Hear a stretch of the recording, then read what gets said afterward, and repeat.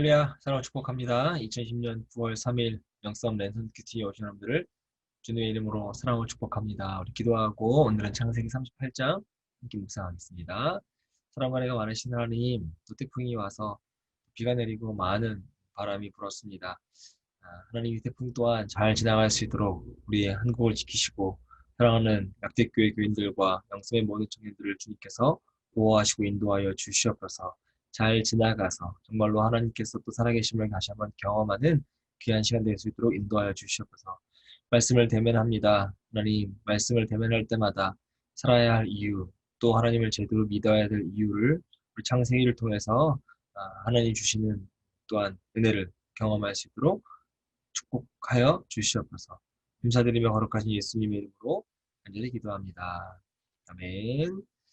네, 잘 지내고 있죠? 태풍이 왔어요. 또 잘 지나갈 거라 생각하고 이 태풍마저 더 잘 지나가서 아무 어려움 없는 여러분 되시기를 주님의 이름으로 부탁합니다. 오늘은 창세기 38장 1절부터 30절 말씀을 묵상하려고 합니다. 여러분이 38장 잘 읽으실 거라 생각하고 오늘 역시 그냥 바로 제가 말씀으로 들어가도록 하겠습니다. 어쨌든 제가 설명을 다 한번 해드릴게요. 오늘 본문은 유다에 관한 말씀입니다. 유다는 가족을 떠나서 가나안 사람들과 어울려 살게 돼요. 1절부터 5절에 보면 아둘람 사람 히라를 친구로 사귀게 되고 가나안 여인과 결혼해서 세 아들을 낳습니다.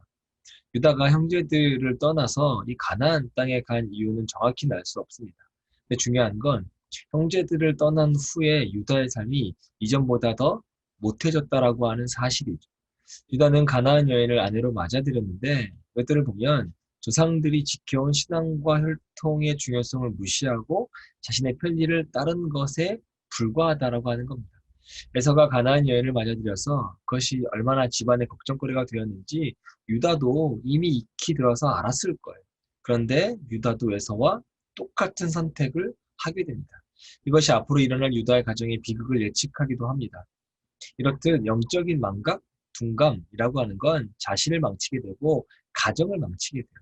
그래서 우리가 늘 깨어서 하나님의 뜻을 살피며 영혼이 무뎌지지 않도록 조심해야 될 이유가 바로 여기 있습니다.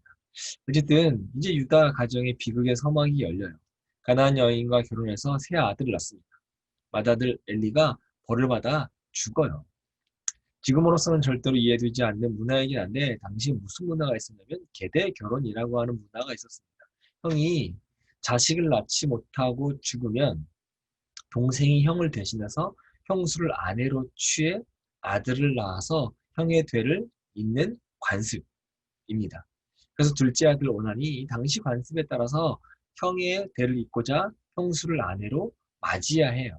근데 이 둘째가 오난이라고 하는 이 둘째 아들이 어떤 이유에서인지 모르겠는데 그 의무를 다하지 않습니다. 아마도 둘째 오난이 형의 대를 이어줄 경우에 또 아들을 낳으면 그 장자의 권한을 본인이 누리지 못하고 형의 아들이 누리게 될 것, 이걸 염려했던 것 같아요. 자신의 욕심 때문에 의무를 다하지 않다가 죽임을 당하게 됩니다. 10절까지 말씀이고 그리고 11절에는 유다가 너무 겁나는 거예요. 첫째도 죽고 둘째도 죽으니 혹시 막내 셀라도 죽을까 봐 일단 다말을 친정으로 보냅니다. 다말이라고 하는 건 며느리죠. 며느리를 친정으로 돌려보내요. 여기까지가 11절까지의 말씀입니다. 유다 가정의 불행의 시작은 유다가 가나안 여인을 아내로 맞아들인 것에서부터 출발해요. 그리고 유다의 영적인 무지 때문에 자녀들 또한 신앙적으로 자라지 못하고 결국 두 아들이 하나님의 손에 의해 죽임을 당하게 되죠. 그런데도 유다는 이 문제를 근본적으로 해결하려고 하지 않고 근시안적으로 며느리 다말만 친정으로 돌려보내면서 훗날 더 큰 문제를 야기시키게 된다라고 하는 거죠. 12절부터 말씀을 보면 마침 유다가 오랜 시간이 지나서 유다 아내가 죽어요. 죽은 아내를 애도하는 기간이 끝나고 양털 깎는 축제가 열립니다. 이 소식을 누가 듣냐면 며느리 다말이 들어요. 다말이 창녀로 변장해서 시아버지 유다와 동침하게 되고 유다의 물건을 담보로 잡습니다. 도장, 허리끈, 지팡이 이거를 담보로 받아요.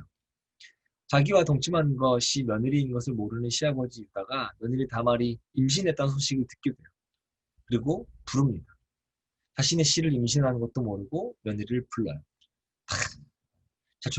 자초지정을 설명을 듣고 나서 유다는 다말을 방치한 것이 자신의 잘못임을 시인하고 자신의 권리를 찾으려고 한 다말의 행동이 옳다라고 인정하게 됩니다. 그게 24절부터 26절 말씀입니다. 이 다말은 베레스를 낳게 돼요. 다말이라고 한 여자가 누굴까 보면 성경 전체에서 창세기 외에 룻기와 마태복음에 이름만 잠깐 나오는 여인이에요. 그런데 다말은 마리아를 제외하고 예수 그리스도의 족보에 나타난 여인 4명 중에 한 사람이에요. 나머지 3명은 기생 라합, 룻, 그리고 솔로몬의 어머니, 다윗의 아내, 바세바. 신기하게도 이 4명의 여인 모두가 유대인이 상종하지도 않았던 이방인 출신 여인입니다. 그리고 다 비정상적인 결혼 생활을 했던 사람들이 허물이 많았던 사람이죠.